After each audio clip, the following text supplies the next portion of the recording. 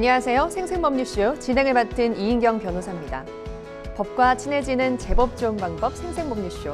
오늘도 크고 작은 법률 문제로 어려움을 겪고 있는 여러분을 위한 법률 상담은 물론이고요. 세상을 들썩이게 하는 이슈들을 법적으로 풀어보는 시사법률 토크까지 준비되어 있습니다. 법률과 관련해 궁금한 내용이 있으신 분들은 상담 전화 02-557-8295번으로 연락 주시거나 법률방송 홈페이지에 접속 후 법률상담 게시판에 문의 남겨주시기 바랍니다. 그리고 아래 보이는 이메일, 카카오톡으로도 상담 문의 받고 있습니다. 각 분야 전문 변호사가 무료로 성심성의껏 상담해 드리니까요. 많은 참여 바랍니다. 지금 이 방송은 유튜브를 통해서도 실시간으로 함께 방송되고 있습니다. 많은 시청 부탁드리고요. 유튜브를 통한 소통의 창구도 활짝 열어두겠습니다. 그럼 오늘 도움 주실 변호사님 소개해 드리죠. 법무법인 상림의 하서정 변호사 자리하셨습니다. 어서 오세요. 네, 하서정 변호사입니다. 네, 오늘도 억울하고 답답한 분들에게 명쾌하고 유익한 상담 해주시길 기대해 보겠습니다. 그럼 오늘 접수된 상담부터 미리 살펴보시죠. 네, 동생 주민번호를 불렀는데 벌금형을 받았어요 하셨습니다. 사건이 어느 정도 진행된 것 같은데요. 사연을 한번 들어봐야 될 것 같고요. CCTV 화면이 있어도 돈 돌려받기 어렵다네요. 딩크 부부 재산 분할은 학폭 가해자인 아들 대처는. 자, 이렇게 오늘도 다양한 분야의 상담이 접수가 되었습니다. 잠시 후 변호사님과 함께 속 시원한 해결책 찾아보도록 할 테니까요. 시청자 여러분들도 어떤 해결책이 제시될지 끝까지 함께 해주시기 바랍니다. 자, 생생법률쇼 첫 순서 시작해보죠. 첫 순서는 판결록입니다. 판결록은 뉴스와 신문에서 회자되고 나는 화제의 판결에 대해서 자세히 살펴보는 시간인데요. 오늘은 어떤 내용 준비하셨을까요? 네, 오늘은 최근 의료계에 파장을 일으킨 전공의 초과 근무 수당 관련 대법원 판결을 살펴보도록 하겠습니다. 대법원이 병원에서 수련을 받는 전공이라고 할지라도 주 40시간 초과 근무에 대해서는 수당을 지급해야 한다고 판결했습니다. 네. 그러니까 병원 진료의 핵심 인력이라고 한다면 전공의들일 텐데요. 이 전공의들이 뭐 과다한 업무를 떠맡고 있다는 사실은 사실 뭐 익히 잘 알고 있던 사실이었잖아요. 먼저 해당 사건의 경위부터 좀 자세히 살펴볼까요? 네, 이 사건의 원고들은 2014년 3월부터 2017년 10월까지 서울 아산병원에서 응급의학과 전공의로 근무했습니다. 이들은 병원 측과 주당 소정 수련 시간은 80시간을 원칙으로 하되 교육적 목적이 있는 경우에는 8시간의 범위 내에서 추가 실시 가능하다는 내용의 전공의 수련 계약을 체결했습니다. 그런데 실제로는 주 40시간을 초과하는 연장 야간 근로를 했음에도 추가 수당을 받지 못했다며 각각 1억 6,900만 원, 1억 7,800만 원에 이르는 돈을 지급해 달라고 2017년 법원에 소송을 제기했습니다. 네, 1, 2심 모두 전공의들의 손을 들어줬는데요. 자세한 판결 내용 살펴볼까요? 네, 1심 재판부는 수련 계약에 약정된 주 80시간을 기준으로 이를 초과하는 시급인 117만 원 내지 191만 원을 병원이 수련의들에게 지급해야 한다며 일부 승소 판결을 내렸습니다. 그런데 2심 재판부는 더 나아가 초과 근무 기준을 수련 계약에 나온 주 80시간이 아니라 주 40시간을 봐서 그것을 기준으로 지급 액수를 늘려야 한다고 판단했습니다. 근로기준법의 1주당 근로시간을 주 40시간으로 정하고 있는 만큼 주 80시간을 초과 근무의 기준 시간으로는 볼 수 없다는 것이었습니다. 병원 측은 전공의 과정의 특수성을 고려해서 전공의의 연장 근로수당 발생을 인정하지 않는 관행이 존재한다고 하면서 전공의의 급여가 일종의 포괄 임금이라는 취지의 주장을 했지만 법원은 이를 받아들이지 않았습니다. 네. 1심과 2심에서 모두 이 전공의들의 주장이 받아들여지자 이제 병원 측이 이에 불복해 상고를 했는데요. 하지만 대법원 역시 전공의들의 손을 들어줬어요. 네, 맞습니다. 대법원은 응급의학과 전공의 근무의 특성상 포괄임금 약정이 성립되기 어렵다고 판단했습니다. 특히 응급실 특성상 환자가 상시 유입되고 근무 시간 중 사실상 휴게 시간이 보장되지 않는다는 점을 중요한 판단 근거로 삼았습니다. 재판부는 전공의들이 제출한 근무시간표에 따른 시간 전부가 근로시간에 해당된다며 일부 전문의 자격 취득에 필요한 교육시간 성격을 갖는다고 하더라도 달리 볼 수 없다고 판단했습니다. 또한 응급실 특성상 다른 과와는 달리 24시간 내내 환자가 방문할 수 있다고 하면서 전공의들은 근무 시간 동안 짧게는 몇 분 간격으로 계속해 환자를 진찰하거나 처방하는 등의 진료를 한 것으로 보인다고 판단했습니다. 또 장시간 진료를 멈추고 휴식 등을 취한 사실도 나타나지 않는다고 했습니다. 그러니까 자격 취득에 필요한 교육 시간 성격을 갖는다고 하더라도 그 근로의 연장선으로 봐야 된다 이렇게 대법원이 판결을 내린 거고요. 네, 이번 재판에서는 전공의 급여가 연장이나 이제 야간 근로 수당을 포함하는 그러니까 이른바 묵시적 포괄임금 약정의 성립 여부도 핵심적인 쟁점이 됐죠. 네, 맞습니다. 병원 측은 전공의의 특수한 근무 형태를 이유로 포괄임금 약정이 묵시적으로 성립됐다고 주장을 했습니다. 그렇지만 대법원은 이를 인정하지 않았습니다. 재판부는 묵시적 합의에 의한 포괄임금 약정 성립을 인정하기 위해서는 근로 형태의 특수성으로 정확한 실제 근로시간 산정이 곤란하거나 일정한 연장 야간 휴일 근로가 예상되는 경우 사용자와 근로자 사이 특정 수당을 지급하지 않기로 합의가 객관적으로 인정돼야 한다고 했습니다. 이어 병원 측이 주 40시간 근로에 대한 대가로 전제한 후 주 40시간을 초과하는 근로에 대한 연장 야간 근로수당을 별도 지급하지 않는다는 묵시적 포괄임금 약정이 성립되었다고 보기 어렵다고 판단했습니다. 예. 또한 전공의들에게 지급된 업무 수당, 전공의 업무 성과급, 상여금, 당직비, 고정시간 외 수당, 연구수당, 통신비, 특진수당 등을 모두 통상임금으로 판단했습니다. 예, 그러니까 묵시적 포괄임금 약정이 객관적으로 되지 않았다. 네. 이 사건에서는 네. 이제 그렇게 본 것이네요. 네. 자, 최근 조사에 의하면 전공의 절반 이상은 주 72시간 넘게 장시간 근무를 하고 있다고 하고요. 4명 중 3명 이상은 과로로 인한 건강 악화를 경험했다고 합니다. 자세한 그 경위를 좀 살펴주실까요? 네, 전국 전공의 노동조합이 전국 100개 수련병원 전공의 1,013명을 대상으로 실시한 제1차 전공의 근로 실태 조사 결과를 보면 실태가 매우 심각합니다. 일주일 평균 실제 근무 시간을 묻자 64시간 이상, 72시간 미만이 27.4%로 가장 많았고요. 네. 72시간 이상, 80시간 미만이 25.2%로 뒤를 이었습니다. 전체 응답자의 53.1%가 주 72시간 이상 근무한다고 답한 것입니다. 현행 전공의법에는 전공의 수련 시간 상한이 주 80시간으로 명시돼 있지만 이를 초과해 근무하는 전공의가 27.8%에 달했습니다. 심지어 주 104시간 이상 근무한다는 전공의도 33명이나 있었습니다. 네, 주 104시간 이상 근무한 전공의도 있네요. 자, 정부가 현재 전공의 근무 시간 단축 시범 사업을 진행 중인데요. 이 조사 결과에 의하면 해당 시범 사업이 잘 지켜지지는 않는다고 해요. 어떻습니까? 네, 안타깝게도 그렇습니다. 정부는 현재 69개 수련병원에서 전공의 근무 시간을 주 72시간으로 단축하는 시범 사업을 진행 중인데요. 소속 병원이 시범 사업에 참여하는 전공의 중에서도 42.1%는 시범 사업이 잘 지켜지지 않는다거나 주 72시간 이상 근무한다고 대답했습니다. 또 전체 응답자 중에 782명은 과다한 근무로 건강 악화를 느낀 적이 있다라고 말했습니다. 건강이 악화돼도 75.9%는 병가나 연가 사용을 보장받지 못한다고 했고요. 근로기준법에 따른 휴게 시간을 실제로 보장받고 있느냐라는 질문에도 24.5%만 그렇다라고 답했습니다. 특히 응답 전공자들의 50.7%는 경무로 인해 환자 안전에 영향을 준다고 느낀 적이 있다라고 대답을 했고요. 환자 안전을 위해서는 전공의 1인당 환자 수를 제한하는 것이 필요하다라고 하는 그런 주장에는 응답자의 90.1%가 동의했습니다. 네, 수련병원도 나름대로 곤란한 상황으로 보이긴 합니다.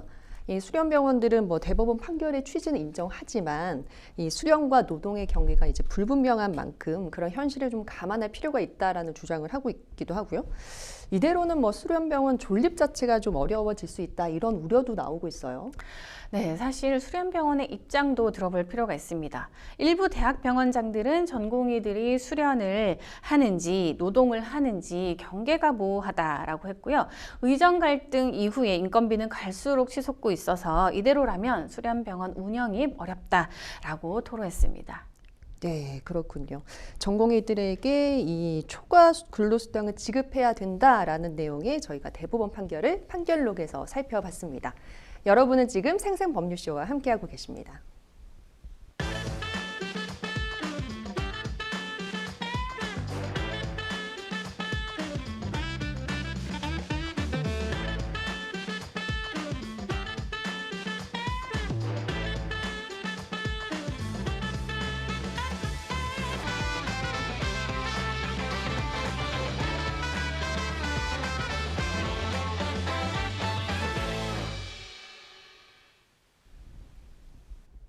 지금부터는 생생법률쇼가 자랑하는 성심성의의 무료의 법률 상담 시작해 보도록 하겠습니다.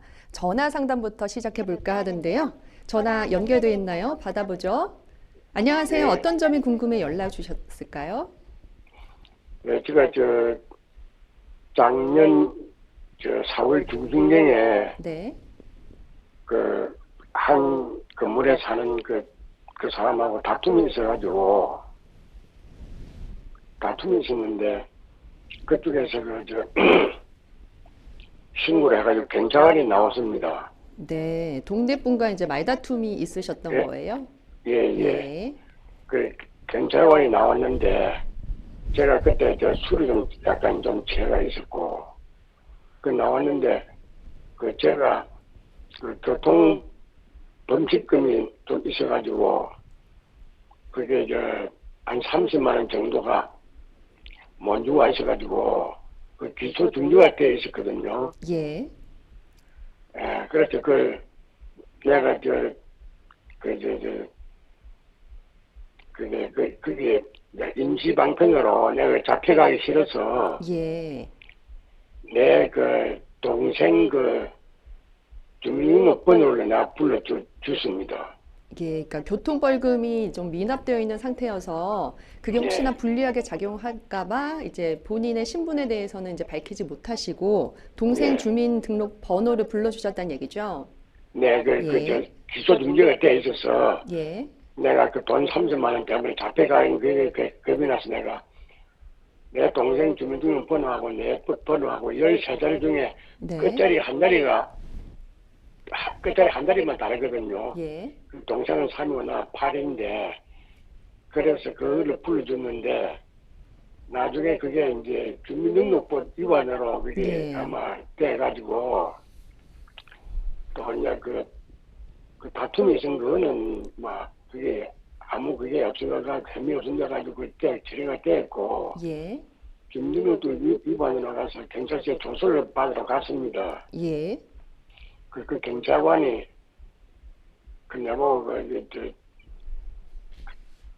주민등록을 내보고 그렇게 주민등록을 내가 내 동생 주민등록을 제시했다고 그렇게 적혀 있습니다. 예. 그래서 저는 내 동생 주민등록을 불러주고는 사실이지만 예.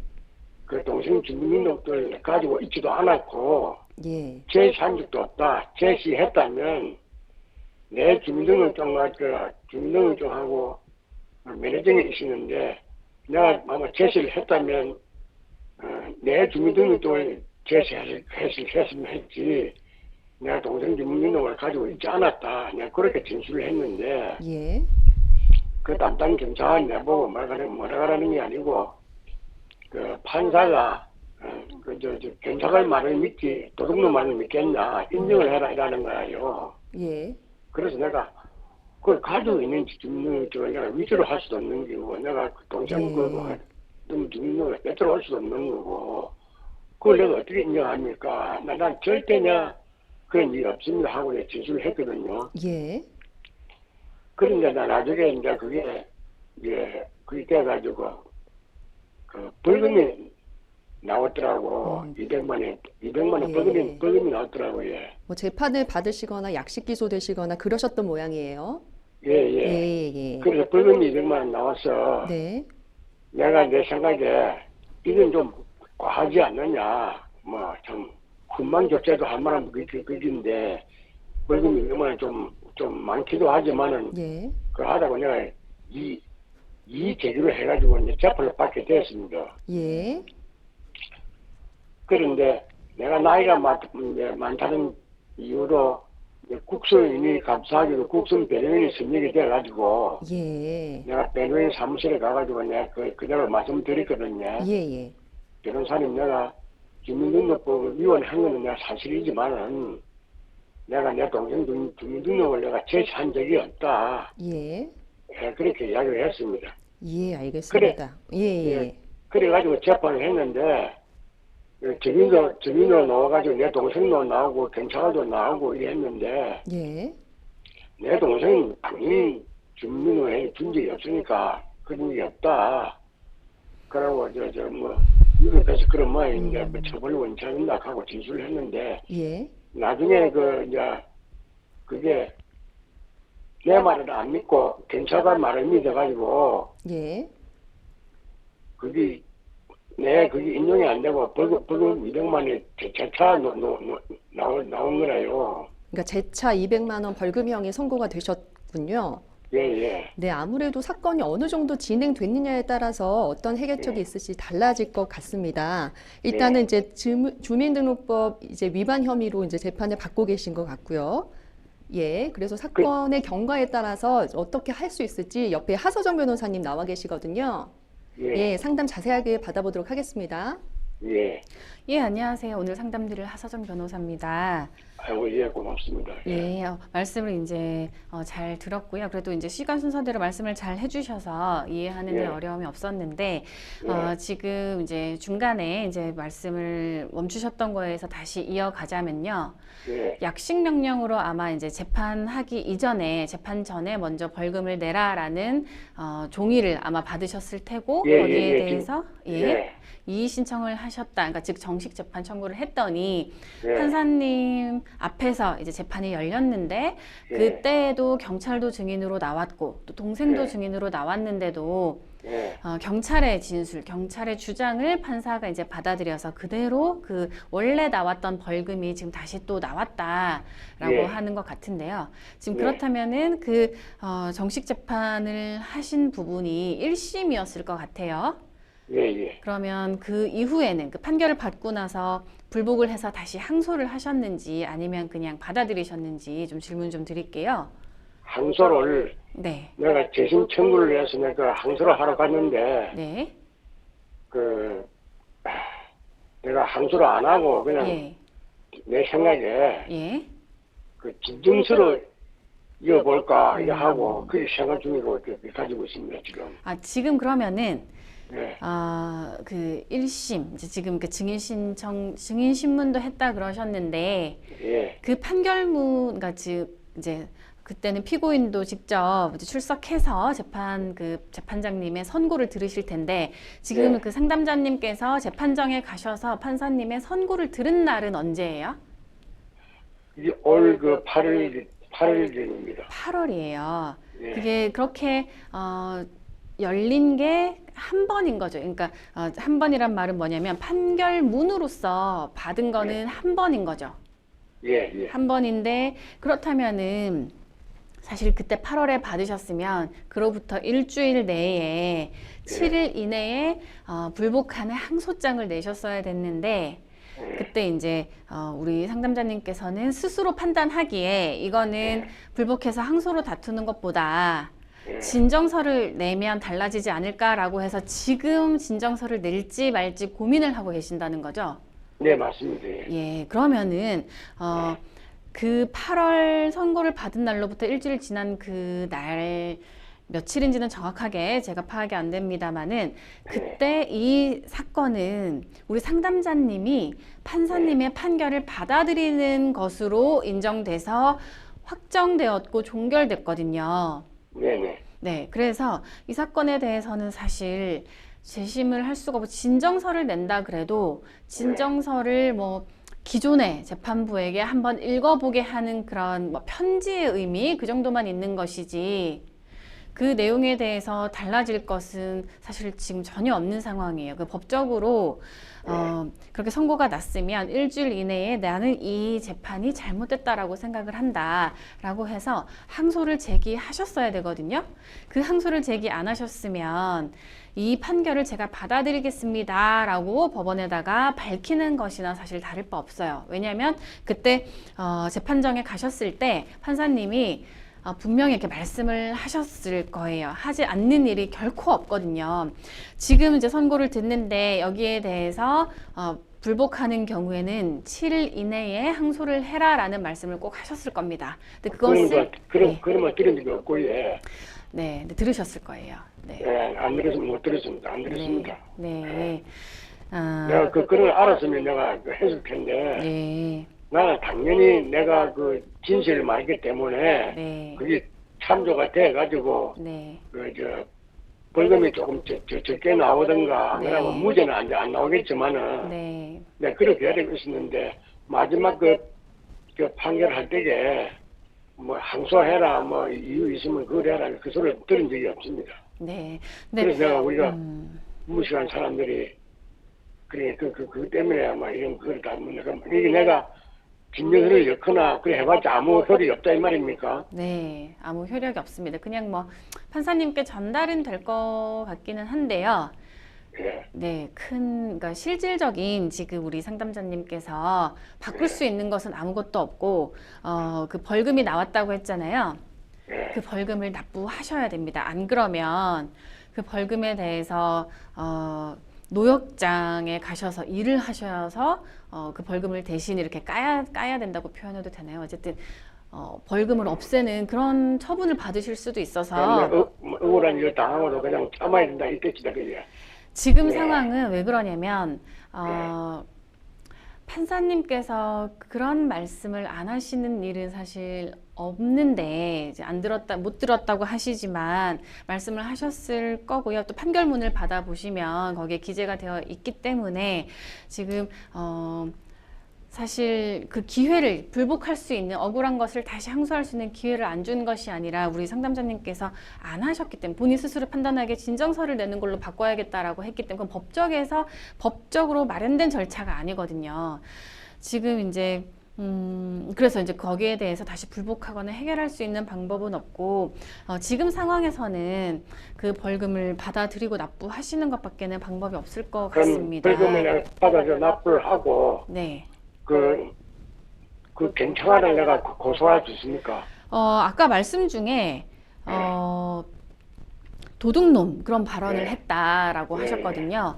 네. 그 부분에 대해서 약간의 애매한 부분이 있습니다. 왜냐하면 지금 이제 제가 질문드리고 싶은 것은 선생님이 그 경찰한테 그 말을 들을 때 그 주변에도 그 이야기를 들었던 사람들이 있어요? 경찰 관서에 그래서 했는데 네. 뭐 같은 동료들이나 들었겠지 뭐 나 혼자 갔으니까 그런 건 없습니다. 또 그 표현의 맥락을 보면 예. 또 꼭 반드시 지금 상담자님이 도둑이다 뭐 이런 표현이라기보다는 그냥 그 재판정에 오는 사람들을 약간 총칭해서 아니 그래 그거는 그렇다 치고 네.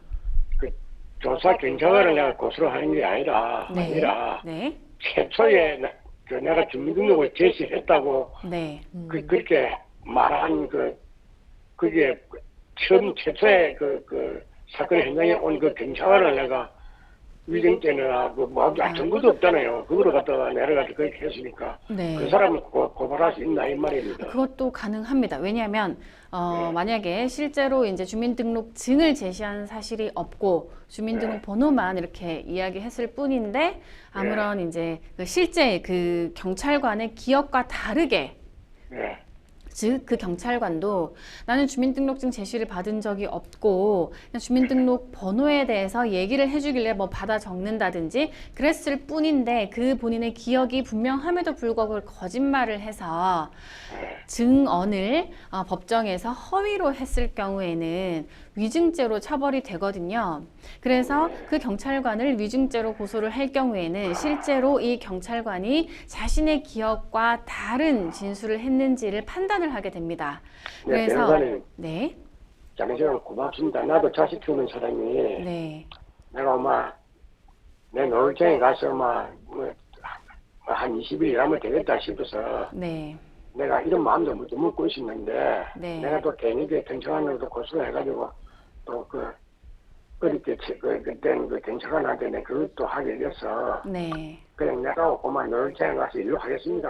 억울한 일 살다 보면 억울한 일이 이거보다 더한 것도 있을 텐데 네. 예. 내 과실을 생각하고 그렇게 하겠습니다. 고맙습니다. 그렇게 네. 알아듣겠습니다. 네, 네. 예, 알겠습니다. 고맙습니다. 예. 아무래도 지금 사회봉사로 대체해 달라고 신청을 하셨다고 들었거든요. 그거는 이제 받아들여진 상태인가요, 선생님? 머리에 사회봉사로 대체해 달라고 신청을 하셨다고 들었어요. 했습니다. 예.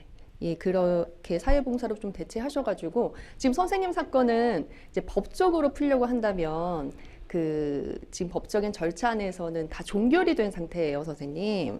예. 그러니까 뭐 항소를 하라라고 했을 때는 내가 억울한 부분이 있으면 그 법적인 절차가 아직 닫히지 않았을 때 이제 종료가 되지 않았을 때 항소도 제기하시고 그리고 국선 변호사도 그때는 1심 때는 그 선정이 되어 있었다고 하셨잖아요. 예, 그 국선 변호인들과 충분히 상담을 해서 내가 이런 부분이 조금 억울하고 벌금형도 과한 부분이 있었기 때문에 나는 항소를 하고 싶다. 그래야지 이제 법적인 절차로서 다시 한번 다퉈볼 수 있는 거거든요. 그래서 이제 진정서를 내서 하는 부분을 내가 심적으로 어떻게 이거를 풀어보겠다라고 하는 측면밖에 될 수가 없어요. 지금 현재 상황에서는. 너무 아쉽게도 그런 상황입니다. 예. 잘 알겠습니다. 네. 그런데 하지만 예. 지금 이제 아까 위증죄를 말씀하시다가 예. 그걸 받아들이고 본인은 이제 노역장 일을 하겠다 이렇게 말씀을 하셨는데 만약에 이제 예. 우리 상담자님이 실제로 위증죄로 고소를 했는데 예. 그 경찰서에서 자세히 이제 수사를 한 끝에 이 경찰관이 위증을 한 것이다라는 예. 것을 밝혀낸다면요.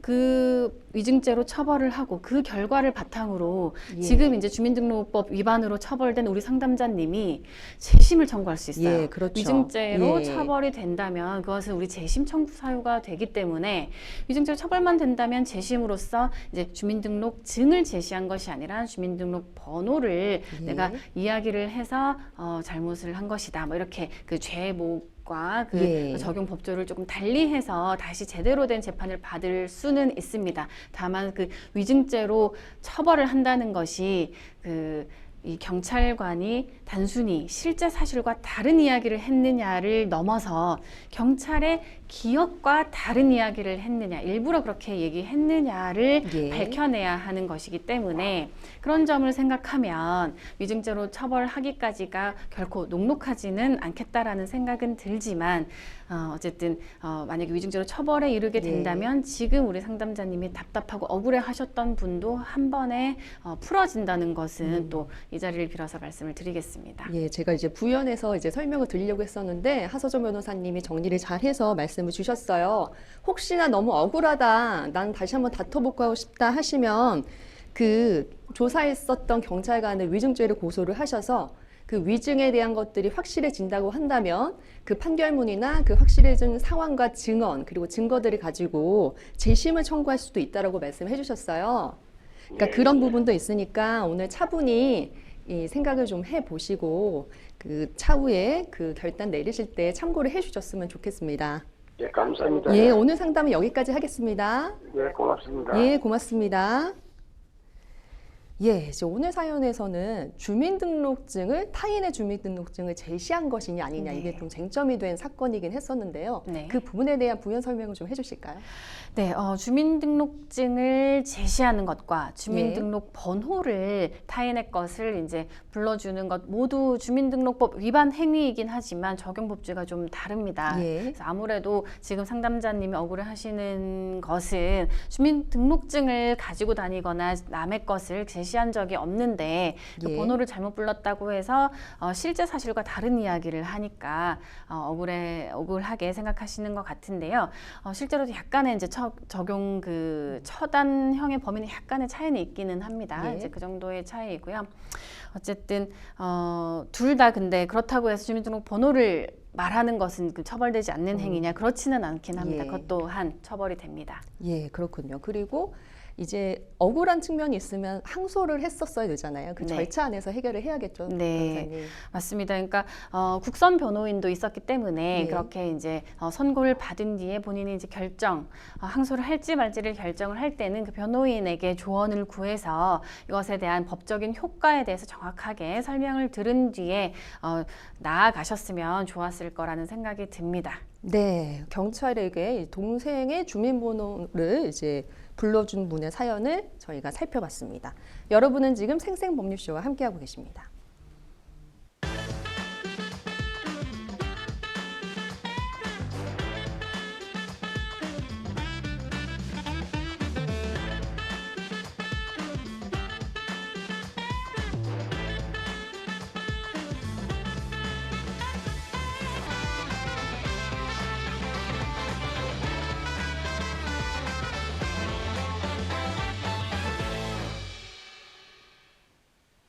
자, 이번에는 법률방송 이메일을 통해 들어온 여러분들의 법률적인 고민을 들어보도록 하겠습니다. 화면 함께 보시죠. 저는 편의점을 운영하고 있습니다. 지난 여름 단기 아르바이트생 1명을 고용했습니다. 대학생이라고 해서 믿고 맡겼는데 근무한 지 일주일쯤 지나 그만둔다고 하더니 사라졌습니다.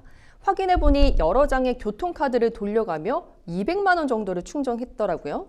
CCTV를 돌려보니 현금을 몰래 주머니에 넣는 장면도 찍혀 있었습니다. 저는 즉시 경찰에 신고했는데 몇 달이 지나도록 피해금은 전혀 돌려받지 못했고 사건도 아직 종결되지 않았습니다. 경찰은 소액이고 초범이라 처벌이 약할 수 있다라고만 합니다.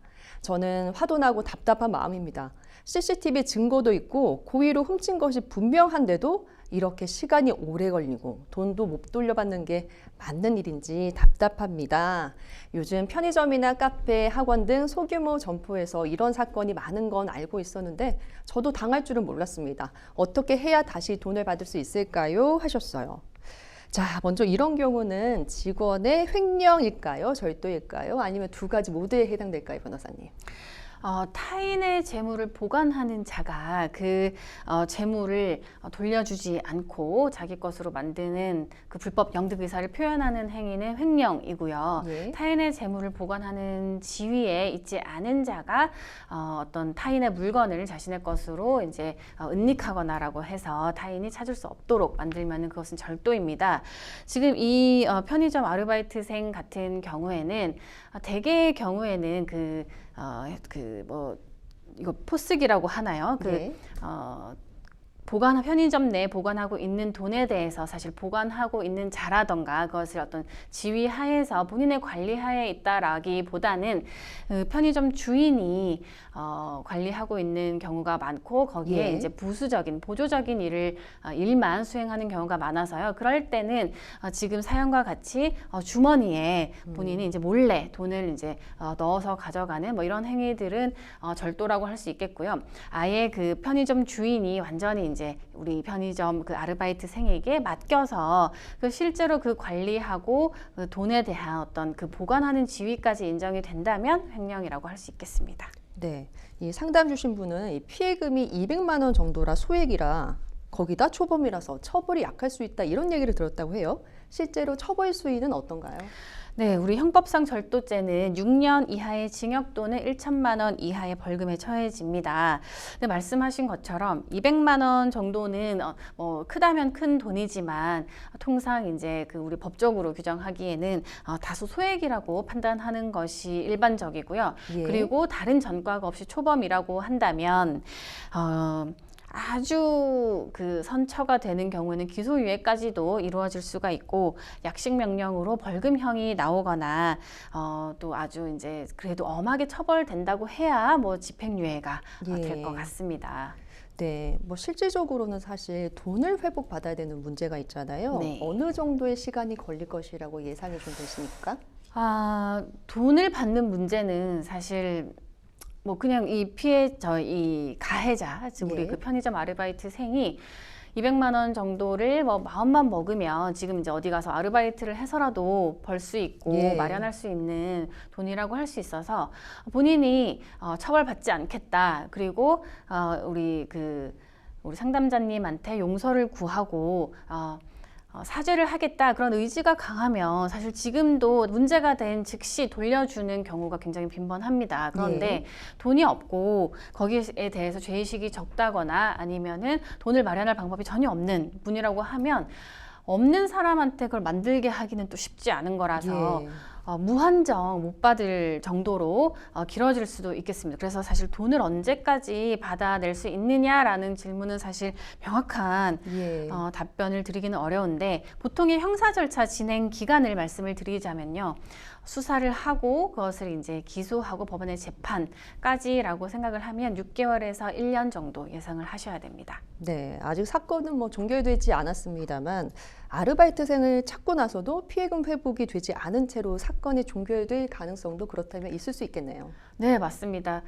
그 형사 사건 같은 경우에는 돈을 되찾아주는 것이 그 형사 수사나 이런 절차의 목적이 아니고 예. 잘못한 일을 벌하는 것이 목적이라면 목적일 수 있기 때문에 사실 돈은 찾고 못 찾고는 사실 지금 알기 어렵다고 하겠습니다. 네, 편의점이나 이제 카페처럼 단기 아르바이트를 자주 채용하는 소규모 점포에서 이런 피해를 당하는 분들이 많은 이유가 어디에 있을까요? 일단 단기 채용을 하는 경우에는요, 좀 시급하게 채용하는 경우도 많고 그 신원에 대해서 엄격하게 관리하고 뭐 미리 판단해서 채용하는 경우가 없이 그냥 그때그때 빠르게 채용을 하기 때문에 신원 확보가 좀 소홀하게 되고요. 그리고 또 이런 업장 같은 경우는 현금 취급이 많고 예. 거기에 대한 관리가 아무래도 소홀할 수밖에 없기 때문에 이런 일이 굉장히 빈번하게 일어나고 또 이 사건에 비춰도 알 수 있듯이 당장 이제 가해자가 누군지 알 수 있었는데도 그것에 대해서 수사하는 뭐 수사기관이라든지 주변 사람들이 이거 너무 소액이라서 잡아봐야 얼마 처벌도 안 나오고 돈 돌려받기도 어려워 이렇게 말하는 경우가 많고 그게 사실 실무상 전혀 사실이 아니다라고 당당하게 말씀드리기는 좀 어렵거든요. 예. 실제로 그런 경우가 빈번합니다. 그렇다 보니 소액이고 뭐 이럴 경우에는 본인 스스로 이제 이런 절차를 밟기 어려운 경우에는 그냥 포기를 하고 넘어가는 경우도 많아서 가해자 입장에서도 운이 좋으면 처벌도 안 되고 돈도 안 갚아도 되고 넘어갈 수 있는 그런 사소한 일이 될 수 있는 거거든요. 그래서 예. 양심에 따라서는 이런 경우를 좀 악용해서 처벌이 약하다는 점 혹은 처벌이 되지 않을 수도 있다는 점을 악용해서 저지르는 경우가 많아서 이런 일이 점점 더 빈번해지고 있는 것 같습니다. 네, 단기간에 채용 절차가 이제 이루어진다는 점, 그리고 신원 검증이 좀 미비하다는 점, 아무래도 처벌 수위가 좀 돈의 이제 그 규모나 이런 거에 비해서 약할 수 있으니까 그런 점들이 이런 범죄를 좀 키우고 있다 이런 의견을 주셨는데요. 이 같은 범죄를 막을 현실적인 제도가 좀 마련이 돼 있습니까? 오히려 그 현실적인 제도의 반대편에서 예. 그러니까 이런 제가 그 지금 일산 동부경찰서에서 경미범죄 심사위원회 위원을 하고 있는데 오히려 이렇게 소액의 사건이 발생했을 때 이것을 정말 정식의 형사 재판으로 넘기기보다는 경미하게 판단을 하고 훈방이라든지 좀 선처하는 그런 판단을 하자라는 그렇게 작은 또 우발적인 이런 사고를 저질렀을 때 그것에 대해서 사회적으로 갱생할 기회를 주자라고 하는 그런 움직임이 더 강한 편이거든요. 예. 지금 최근에도 유명한 재판이 초코파이 하나 훔쳐 먹었던 어떤 기사님인가 어떤 뭐 그런 분이 재판에 붙여졌는데 거기 그 내용에 대해서 국정감사까지 올라올 정도로 너무 사소한 일에 대해서 이렇게 처벌할 일이냐 이런 여론이 더 강합니다. 그렇기 때문에 지금은 이런 케이스에 대해서 대책이 그렇게 확실하게 발현되어 있지는 않다고 보여집니다. 네, 실질적인 제도가 마련돼 있지는 않는 거네요. 네. 예. 뭐 언급한 내용이기도 하지만 소액이기 때문에 민사소송을 하는 것이 오히려 배보다 배꼽이 더 커지는 일일 수 있잖아요. 네. 상담자님께 좀 현실적인 조언을 해주신다면요. 네, 이 경우에는 뭐 피해액에 대해서 돌려받는 것은 지급 명령으로 하셔도 예. 충분히 가능할 것 같고요. 그리고 지금 이제 형사 절차가 진행이 되는 과정이라면은 형사 절차 내에서 형사 조정을 통해서 형사 합의를 보셔서 피해액에 대해서 다 돌려받는 그런 과정이 가장 현실적이라고 생각이 듭니다. 네, 알바생의 절도 사건 때문에 고민을 갖고 계신 분의 사연을 저희가 이메일 사연으로 만나봤습니다. 계속해서 법률방송 이메일을 통해 들어온 여러분들의 법률적인 고민을 해결해 드리도록 하겠습니다. 화면 함께 보시죠.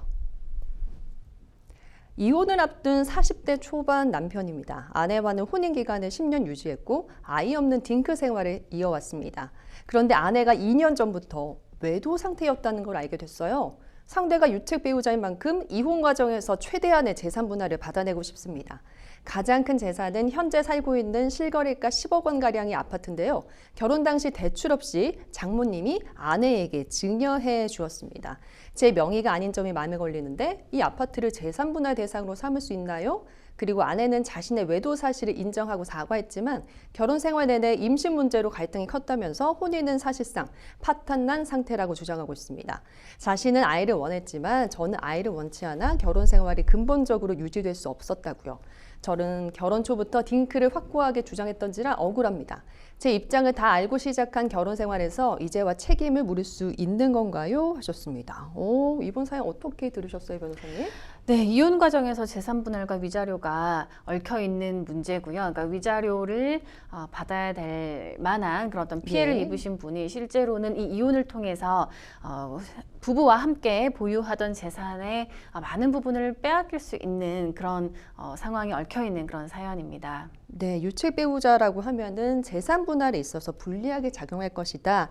일반적으로 이런 생각들을 많이 갖고 계시는데요. 실제로 어떻습니까? 실제로 이혼의 혼인이 파탄에 이르는 그런 유책, 사유 같은 경우는 위자료의 판단에 영향을 미치고 예. 이혼을 누구의 청구로 받아들여 줄 것이냐 그런 내용에만 영향을 끼치지 재산 분할에는 사실상 크게 영향 끼치지 않고 약간의 이제 그 네. 재판부의 판단에 따라서 안배는 있을 수는 있습니다. 그 정도입니다. 네, 그러니까 위자료에는 영향이 있을 수 있지만 재산 분할에는 영향을 끼치는 정도가 미비하다 이렇게 네. 봐야 되는 거죠.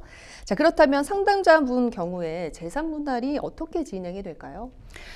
지금 질문 중에 이 아파트 예. 장모님이 증여를 해줘서 아내 명의로 보유했던 그리고 혼인 생활 10년 동안 이제 살게 했던 그 아파트를 재산 분할의 대상으로 삼을 수 있느냐라고 질문을 하셨는데 네.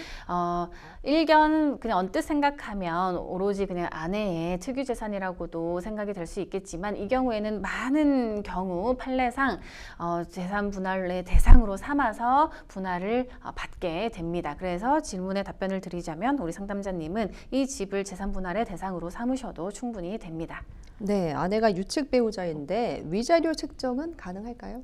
위자료 책정이 언제 외도의 사실을 언제 알게 됐느냐가 네. 중요할 것 같습니다. 지금 상황에서는 2년 전부터 외도 상태였다는 걸 알게 됐다라고 했거든요. 네. 2년이 이미 지나버렸다면은 그 자체로는 사실 곧바로 이혼의 귀책 사유로서 위자료를 묻기는 좀 어려운 부분은 있지만 그 이혼을 바탕으로 이혼을 원인으로 외도를 원인으로 바탕으로, 해서 예. 이 파탄이 이르게 됐다라고 했을 때 제가 경험한 여러 판례에서는 그래도 아내에게 그 귀책 사유가 크다라고 해서 위자료를 인정해주는 사례가 꽤 있었습니다. 네, 그런데 아내가 결혼 생활 내내 임신 문제로 갈등이 있었다.